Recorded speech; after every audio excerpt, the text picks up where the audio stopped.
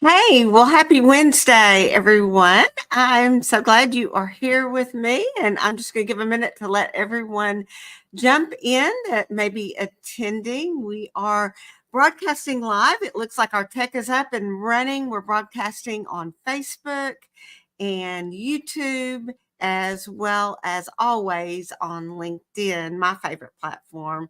So, as you're joining in, leave me a message in the chat. Let me know where you are located. I would love to know that.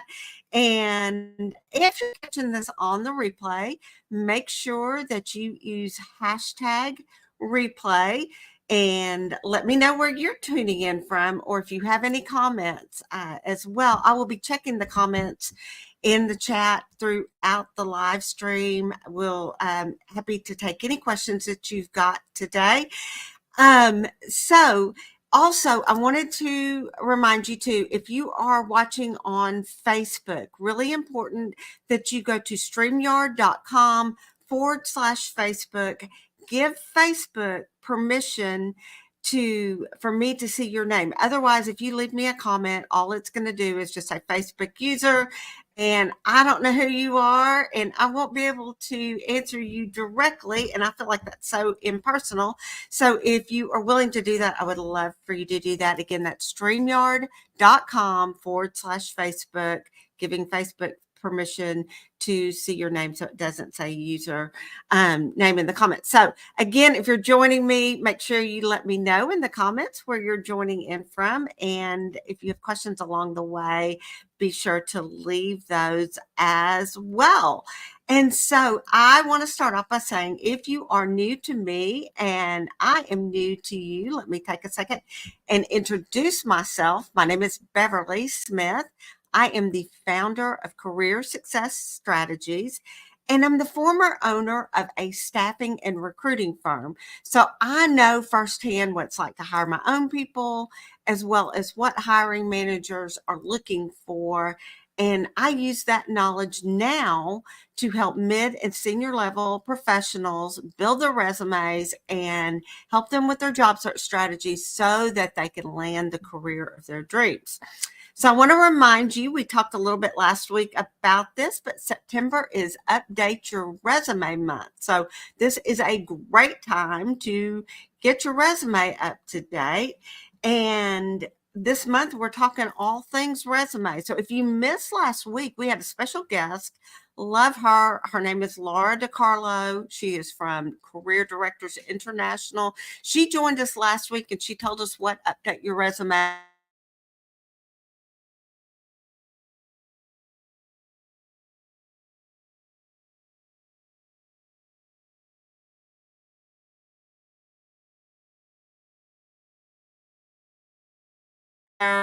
to update your resume. And plus, we also discussed the benefits of why you should do that. And spoiler alert, she shared just a great story about how one of her former clients, when she used to write resumes, got a huge raise from her current employer. So make sure you go and check that out. I can put a link to that in the chat after this live stream is over. So if you're interested, you can just easily link up to that. But this week, in keeping with our theme on talking about resumes, I want to talk to you about updating your resume in a way so that it looks like an impressive career marketing document and not a career obituary. That's right. I said a career obituary. Who knows what that means? Leave me a comment over in the chat and let me know if you've heard of that term, career obituary, and what it means. Obviously, I'm going to jump into that and tell you a little bit more about what it means to have a career obituary. That's merely a resume that is plain Jane. It just lists all your responsibilities. I like to say all your responsibility fours. And I was responsible for this. I was responsible for that. Basically, your duties, your skills. It's going to give the places that you worked and the dates that you worked there. It's, like I said, pretty much the equivalent of a career obituary. There is just nothing special about it. And you want your resume to be intriguing. You want it to be interesting enough that someone is actually going to read it all the way through to the end. And I'm just going to tell you, coming from the recruiting industry, honestly, we spend about 6 to 10 seconds glancing at your resume and making a decision on whether we're going to keep reading or whether we're going to file it someplace else and move on to the next person. So it is really important that you remember your resume is that career marketing document, and you want it to be intriguing. You want it to grab their attention. And so I want to talk to you a little bit more today about exactly how we can do that. So, you've probably heard people talk about using action verbs instead of just saying I was responsible for this and just kind of making a list. And action verbs are great. You can say things like that help, but there's more to it. So I want to give you, like, for an example, if someone says on their resume, grew sales from 750,000 to 1.5 million, becoming the top sales team in the district. That sounds pretty decent. It may sound pretty decent to you, but I want to tell you, y'all, it could be so much more than that. And if you don't supply the reader with context, the prospective employer, they're going to be maybe a little bit skeptical of that. And believe me, like I said, that's the world I came from. When we're screening lots of potential job seekers, lots of job candidates, and someone puts a statistic like that, like I took sales from 750 to 1.5 million, we're going to go, okay.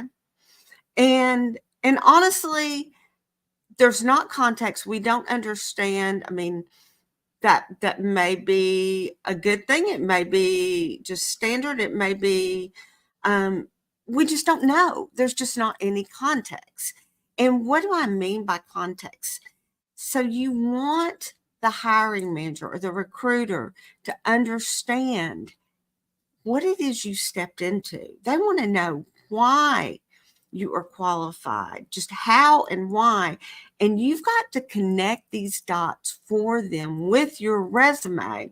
You cannot assume that they know your situation. You may have stepped into a very challenging situation, and the fact that you took sales from this to that is a huge deal, but without context, I don't know what a huge deal that is. So here's a way we can up-level the previous statement. We could say something like, hired to implement creative solutions to sales and business growth challenges, managing a staff of 20, taking the reins of ailing territory to reverse negative performance. Wow. That tells me this person stepped into a big challenge. We had a territory that was obviously down. We had negative performance year over year. This person has 20 people that he or she is responsible for, and somehow they were able to grow this business, and they did it creatively with coming up with solutions that was going to solve their problems. So that's kind of the context they step in. And then you may want to go on and list some bullet points. And I just got one example of one bullet point might read something like, increase sales from 750,000 to 1.5 million by serving as a subject matter expert and sharing product knowledge via sales staff training, setting up my sales team. Well, you wouldn't say my, setting up a sales team to become number one in the district. Wow. So they went from negative performance to becoming the top performer in the district. I'm going to want to talk to this person. I'm going to want to see what it is that they have to offer. You can see clearly we have set the stage for this person. The reader now has greater appreciation for the work that you do when you do this, when you set the stage for them, and they can see again what you were up against, the challenges that you actually faced. When you show them how you did it and the actions you took, coupled with quantifiable results, it's just huge. One of the things that we discussed last week, and again, I'm not going to go into too much of last week. Like I said, I'm going to link that video up in the description or in the comments. But one of the things that we talked about last week was the importance of documenting your career on a consistent basis. And if you are doing that, if you're documenting your career and keeping up with those accomplishments, what that's going to do for you is when you get ready to write your resume, you're going to be able to choose the ones that are most pertinent to the position that you're applying for and really be able to tailor that resume to talk about those things. Plus, I love the when you document, being able to track your metrics in real time, because then you're really getting solid numbers and you're not having to go back and go, oh, I'm not really sure. We did a really good job. But if you keep a diary of this, so to speak, if you journal that,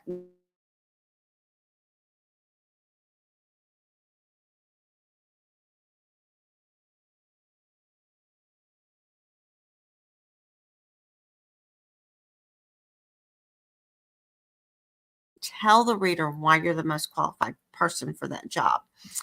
It is one thing to state what you've done and list all your responsibilities, but it's another thing to show how you actually did it. It gives context to what you stepped into, and it's telling a story of how you got that job done. Again, quantifying the result. And y'all, that's huge. It's the old adage that you've probably heard: facts tell, but stories are the ones that sell. Giving prospective employers a glimpse into your career story and doing so, well, your resume essentially is going to say, hey, pick me. I am your person. So I like to think of it in terms of storytelling of that really great before and after story, that capture your attention. They make you want to keep reading. I love seeing those weight loss journey stories, and you see that before and after picture and it grabs your attention. And now the next thing you want to know is,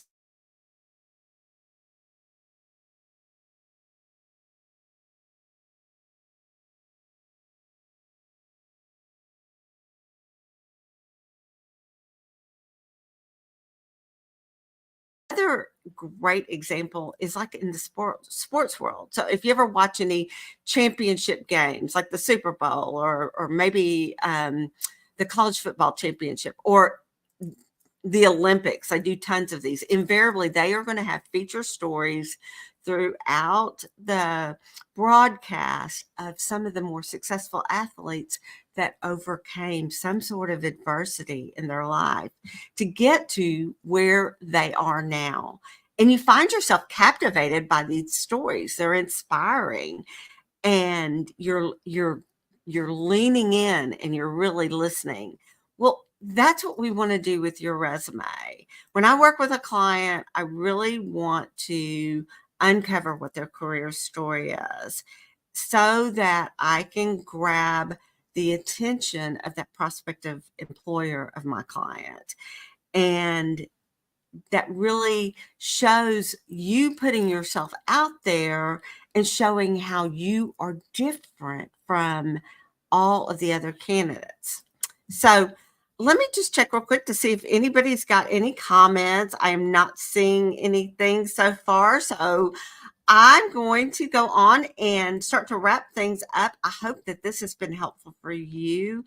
If you think of anything that you want to know about, again, you can come back to this video and leave me a question. If you're watching this in the replay, use that hashtag replay and leave me any questions or comments. And you can always send me a DM as well.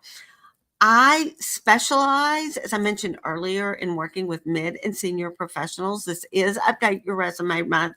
And if you are interested in updating your resume or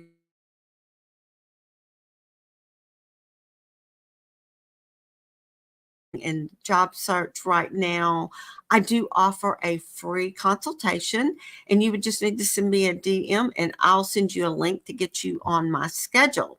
So I'll be back next week with a new topic, and we will be here on Wednesday, next Wednesday at 12:45. And until then, I want you to have a great week, and I will see you in my next video.